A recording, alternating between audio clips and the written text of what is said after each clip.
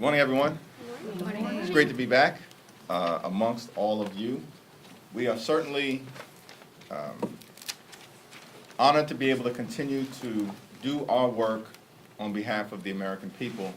And on a day like this, September 11th, of course, where we remember the great tragedy of that day, many of us will always remember where we were when the news broke that the towers had been struck. And then, of course, it became clear that it was a terrorist attack, and seeing the image of that first tower falling is indelibly burned into my memory, as I'm sure it is every single American who witnessed that. And so we remain committed to protecting the homeland. We're thankful for all of our first responders.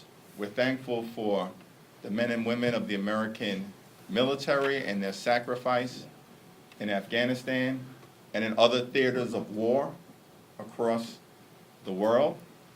We certainly remain committed to making sure that the first responders who sacrificed so much, not just on that day, of course, most powerfully, but in the days, the weeks, the months, and the years to come, and have suffered as a result of that selfless sacrifice, illnesses that have ripped apart their bodies in often invidious ways, that they will never have to be concerned again that they won't have access to the health care necessary to ensure that they can live the best quality of life moving forward under difficult circumstances. And that is why we were proud to have passed legislation sent to the president's desk, led by Speaker Pelosi, Congresswoman Carolyn Maloney,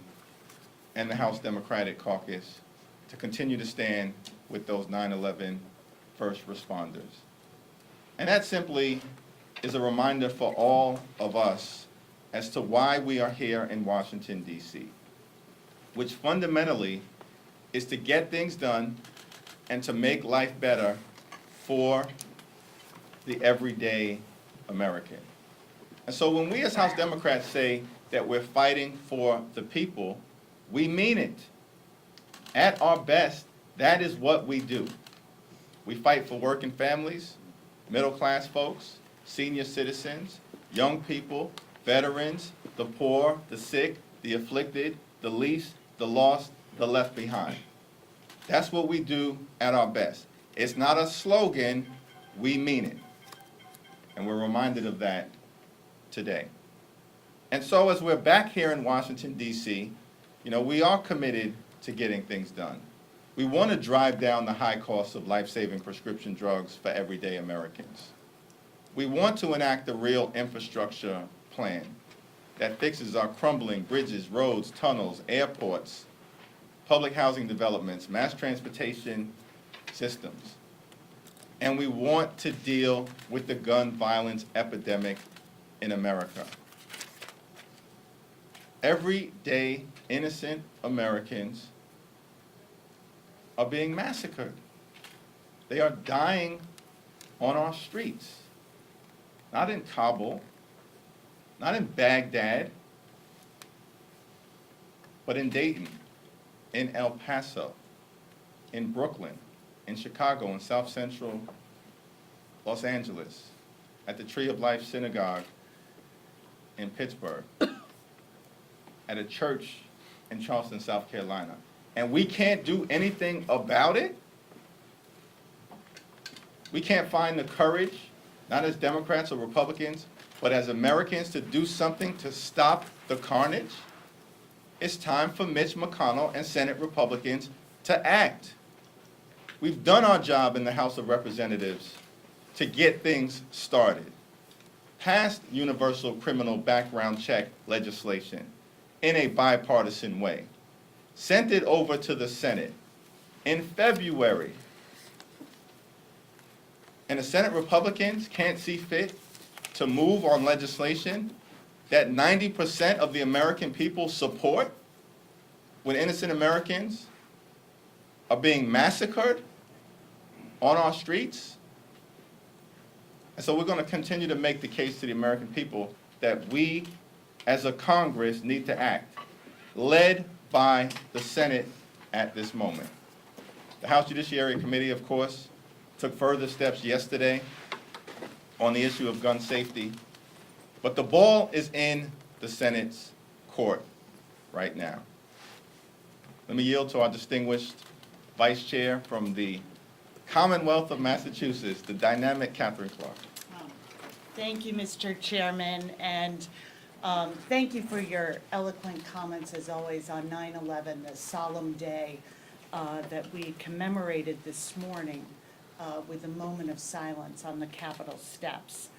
And as we think about 9/11 and those first responders, as the chairman mentioned, and our gratitude towards them, it does make me think of the recess that we just had, where we lost 53 American lives in mass shootings, just over the month of August, a time when we are home with our own families and our constituents' families, and should be a time to reconnect and to reinvigorate about the work we have to do here on their behalf.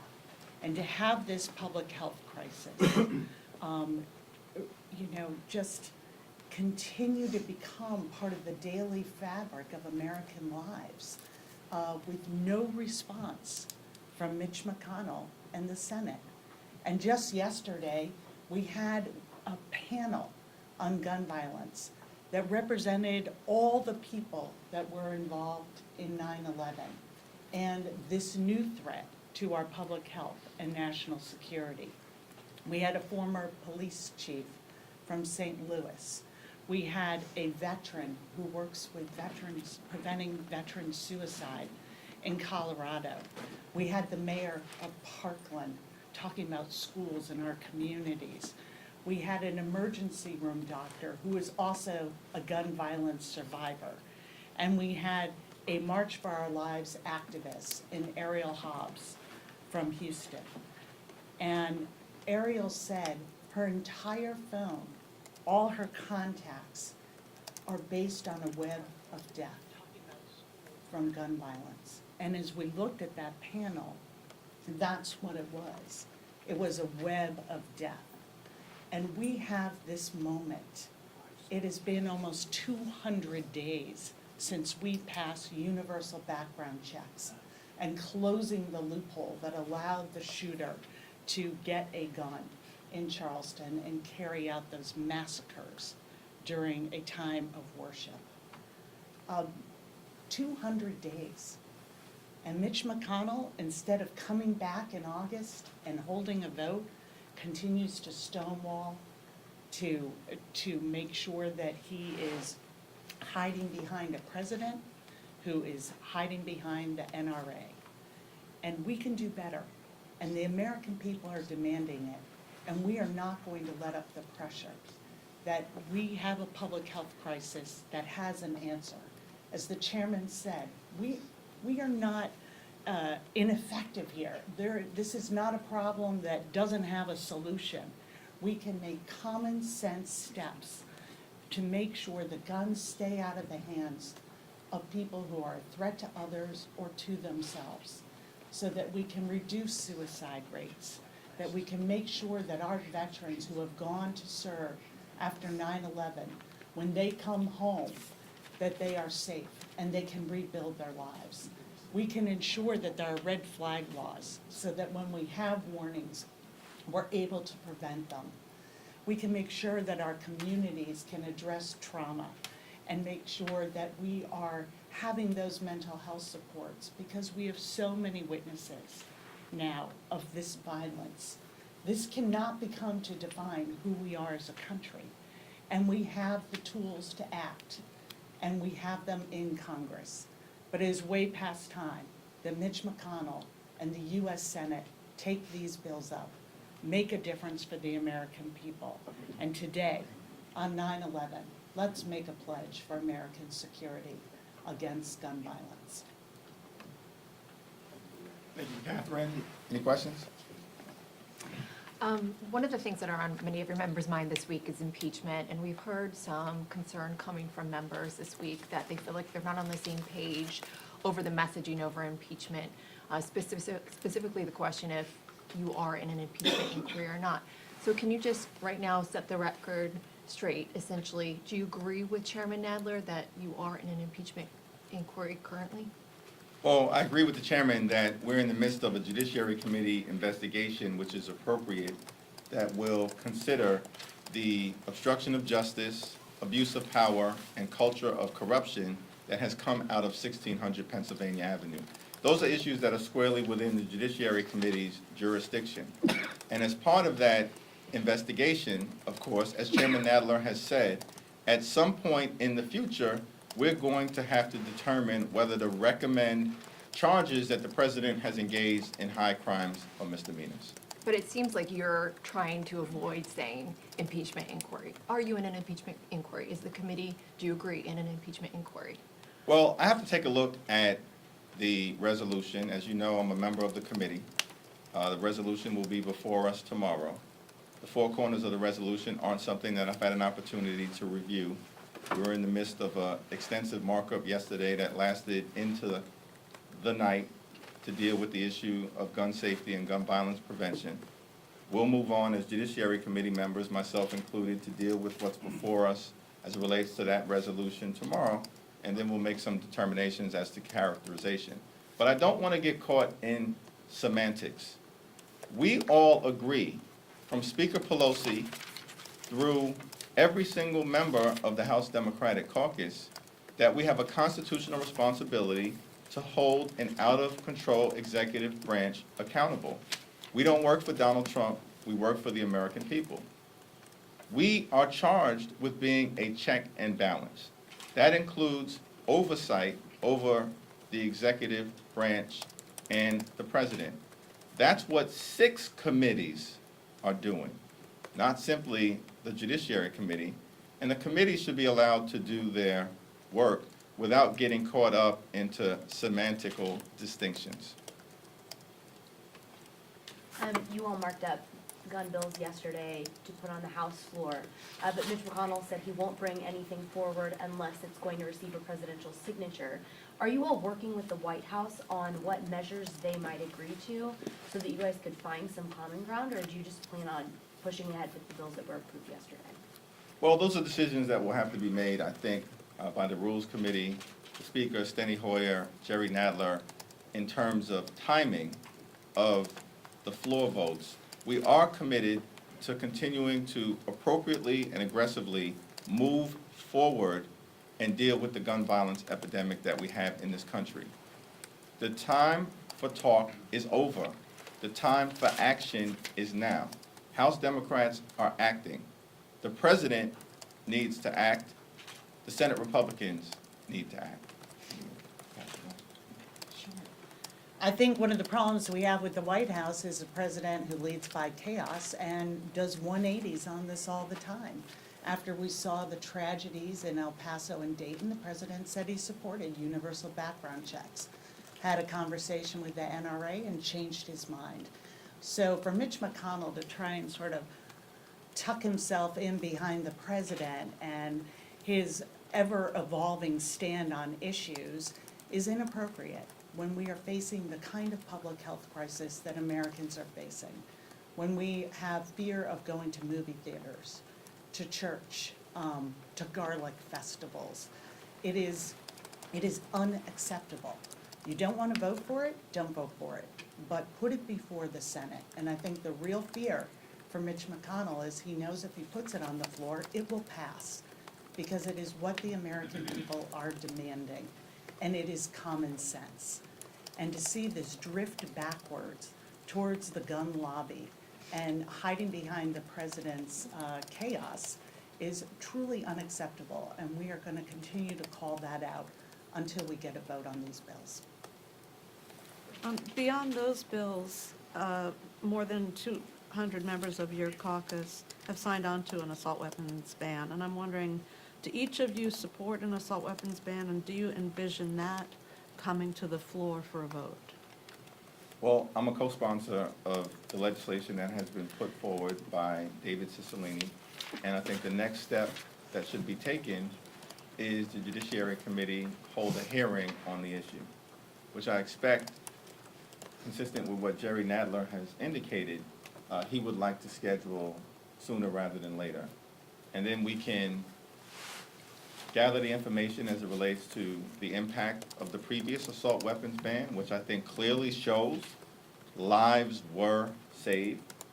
But we need to make a determination as to where the entirety of the House Democratic Caucus is on that particular issue. Though I will say, as it relates to high-capacity magazine clips, which we took steps toward limiting yesterday on the House Judiciary Committee, that functionally will deal with a lot of the challenges of the mass shootings and massacres that we've seen. Because it is the ability to have hundreds of rounds that can be unloaded on the American people, not in hours, not in minutes, but in some instances in seconds, as we saw in Dayton and in Orlando, in the Pulse nightclub, and in other places that leads to the carnage. And so the assault weapons issue is one that I think the House Judiciary Committee will help us confront. But we have taken steps that directly deal with the issue of the massacres and the intensity of the carnage as it relates to limiting the availability of high-capacity magazine clips. I know you asked Catherine as well what Yeah. her position was. Yeah, I also am a co-sponsor of the assault weapons ban and don't believe that we should have a military-style weapons on our streets. And I think one of the important points that came out of the testimony yesterday from the former chief in St. Louis was the threat that these weapons, these high-capacity weapons, and the chairman's absolutely right, that is the central point of this, is that police officers often cannot respond with the same level of being armed in a rapid situation that unfolds. And so this really poses a safety threat not only to the public, but to our law enforcement as well. Could just a quick follow-up, do you worry that putting that bill on the floor would give credence to Republicans who say Democrats want to take Americans' guns away and maybe hurt some of your moderate members? Well, I don't think, from my standpoint, we're in a position to speculate about what will help or what will hurt. We want to do the right thing. Part of the right thing, it seems to me, is to ponder the question, are assault weapons weapons of war? Who are assault weapons designed to target? Are they being used to hunt deer, or are they being used to hunt human beings? It's a question that can be asked in the context of a Judiciary Committee hearing. We can get the information, we can make whatever case needs to be made to the American people. We do know that at this moment, over 60% of the American people, which includes independents and Republicans, support dealing with the assault weapons issue. On funding the government, the deadline is September 30th. Will there be a government shutdown? And can you give us any update on the timeline for a continuing resolution? And no, there will not be a government shutdown with respect to the unless the current occupant of 1600 Pennsylvania Avenue throws another temper tantrum, and we can't take ownership of that. But the House Democratic position is clear. Fund the government, and if it requires continued negotiation, because once again, the Senate has failed to do its job. Under Chairwoman Nita Lowey's leadership, we've passed all of the Appropriations Committee bills. Steny Hoyer has brought those bills to the floor. They've successfully been sent out of the House over to the Senate, and once again, the Senate has fallen down on the job. So if there's a continuing resolution required to keep the government open, it seems to me that that's something that the overwhelming majority, if not the entirety of the House Democratic Caucus, will support. But the timing on that will be determined by Speaker Pelosi and Majority Leader Steny Hoyer. No questions on this side of the room? I want to show some, fair and balanced. Back to guns for a second. Leader McConnell has asked Chairman Graham to write this red flag law with Richard Blumenthal. We've heard some grumbling from Democrats that that would be an insufficient response to these shootings and that background checks is the way to go. But is there a compromise here where you could do something like a red flag bill and just get it passed into law as some form of progress and then return to background checks? Or would you insist that background checks are a part of any gun reform response? Speaker Pelosi and Leader Schumer have been very clear. Bring the universal criminal background check bill to the floor. That is the starting point. There are other things that can be done to deal with the issue, including red flag laws, hate crime prevention legislation, high-capacity magazine clip legislation, as the House Judiciary Committee just did yesterday. But universal criminal background check legislation is the starting point. And we need a national standard. Things have gotten a lot better in Brooklyn, but there are still too many innocent lives that are lost in Brooklyn, or lost in Chicago, or lost in South Central Los Angeles. But guess what? A majority of the guns that are used to commit crimes in New York City don't come from New York City or New York State. In many ways, they come from the neighboring state of Pennsylvania or up the Iron Pipeline from states in the Deep South.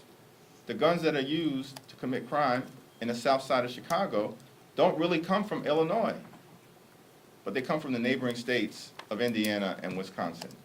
And in South Central Los Angeles, the situation is the same thing.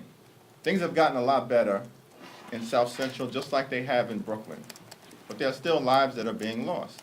And many of those guns come from the neighboring states of Nevada, as we recently saw, and in Arizona.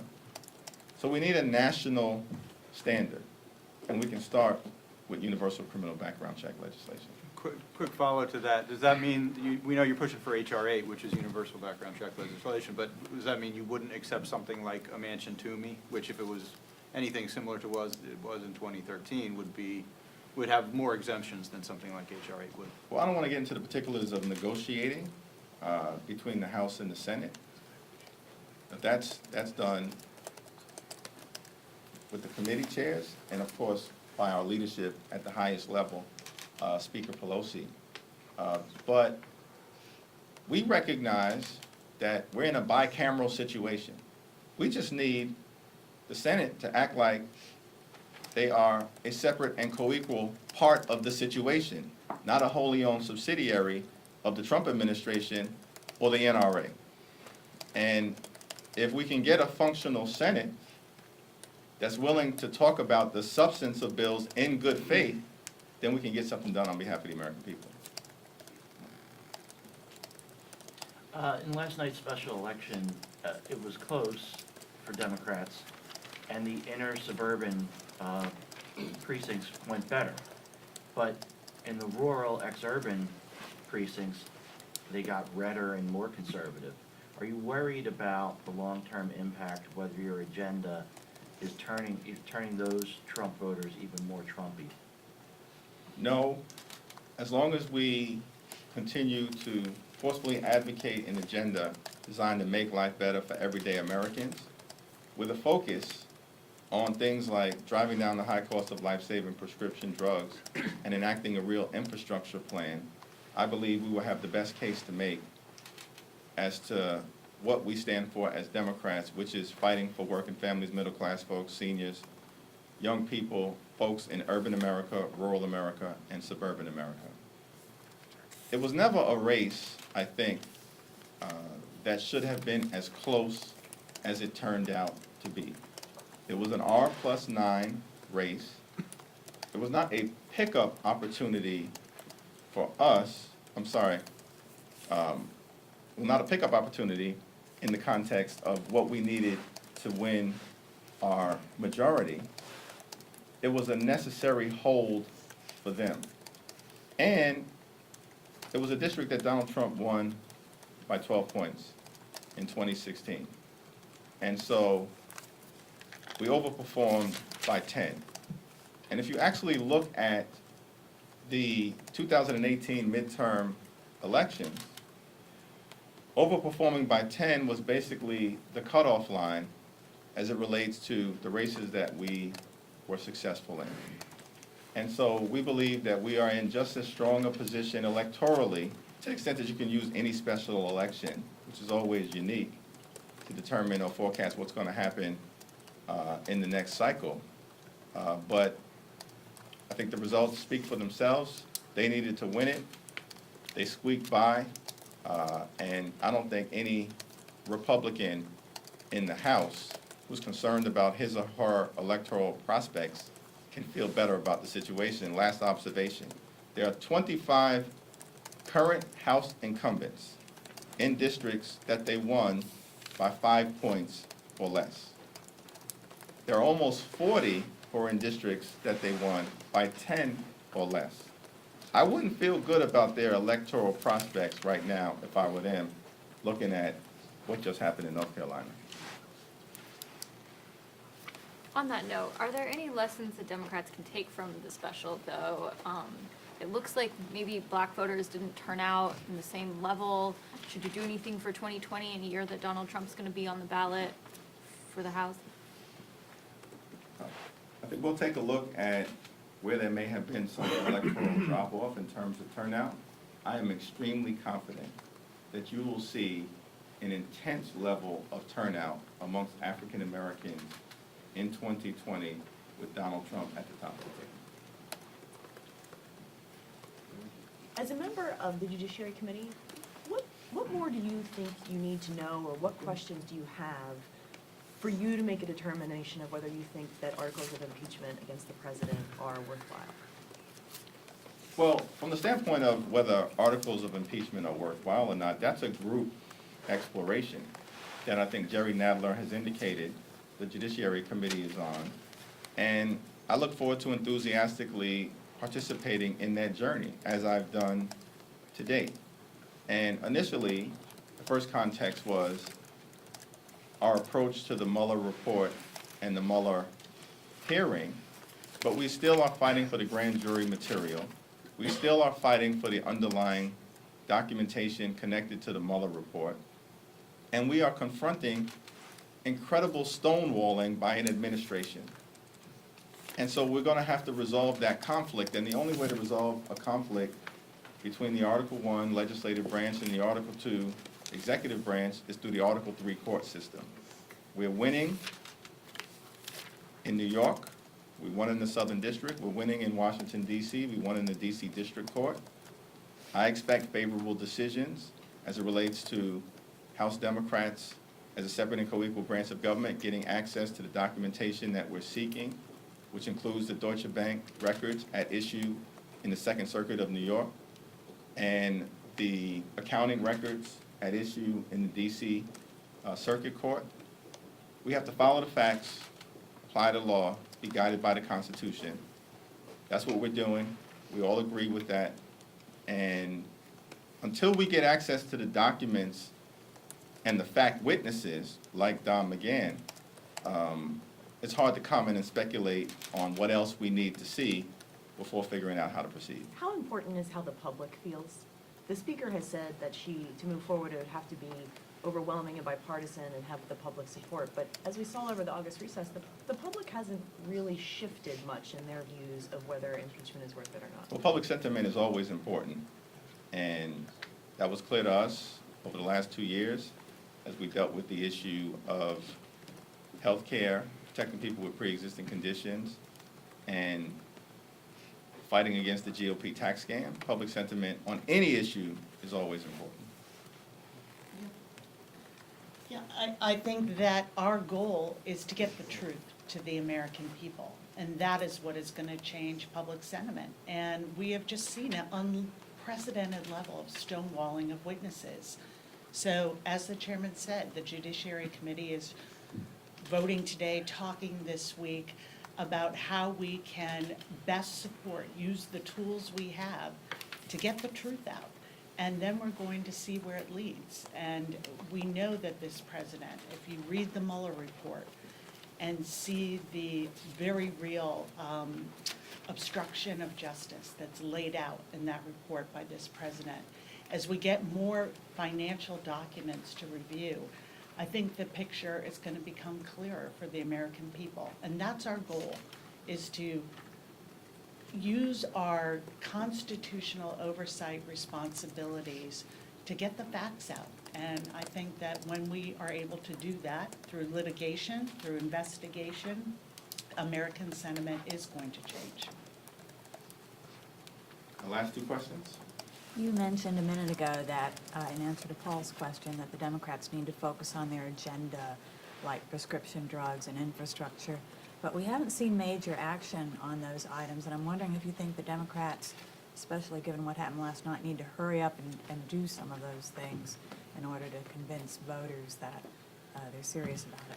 Well, we have taken several steps as it relates to prescription drug pricing and dealing with the anti-competitive behavior of the pharmaceutical industry. We're united behind the fact that Big Pharma is totally out of control. The American people pay more for life-saving medication than in any other country in the world. That is unacceptable, including in the countries to our north and to our south. There is no justification for it. And we do believe that there's a bipartisan pathway toward doing something to drive down the high cost of life-saving prescription drugs if you take President Trump at his word. Now, the House Judiciary Committee, the House Ways and Means Committee, and the House Energy and Commerce Committee have all passed legislation to deal with things like the pay-for-delay practices of Big Pharma. That's a significant step forward.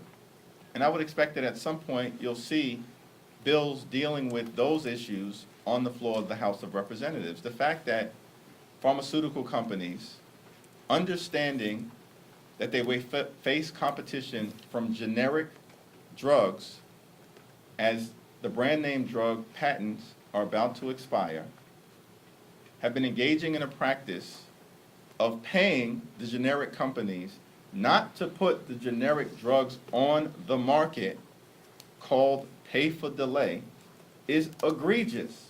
It's so outrageous that even my Republican colleagues agree that it should be stopped. And so I think there are steps that we've moved to take to deal with those issues. Generic drugs having the same medicinal impact, according to the FDA, as brand name drugs, but costing the American people up to 80% less. So you have anti-competitive practices that we're dealing with, like pay for delay, and we'll continue to deal with forcefully.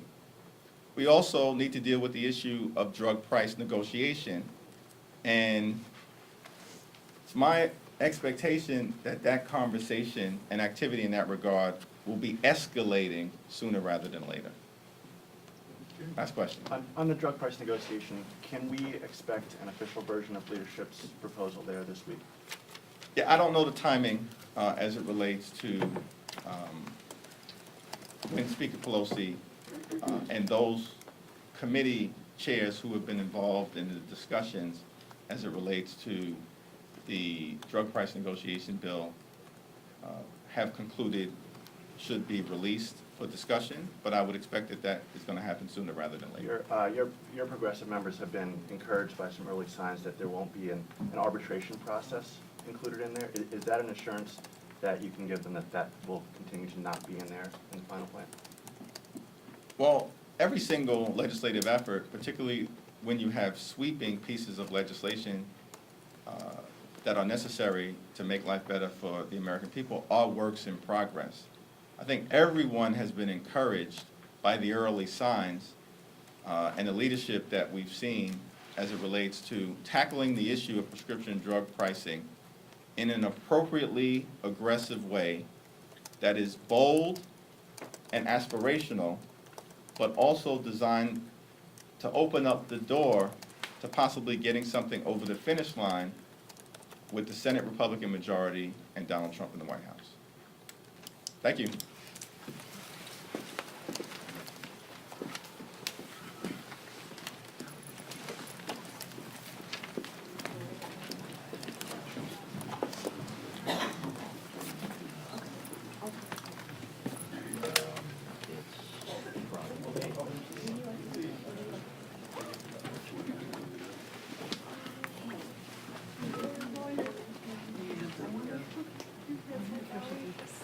Are they voting now?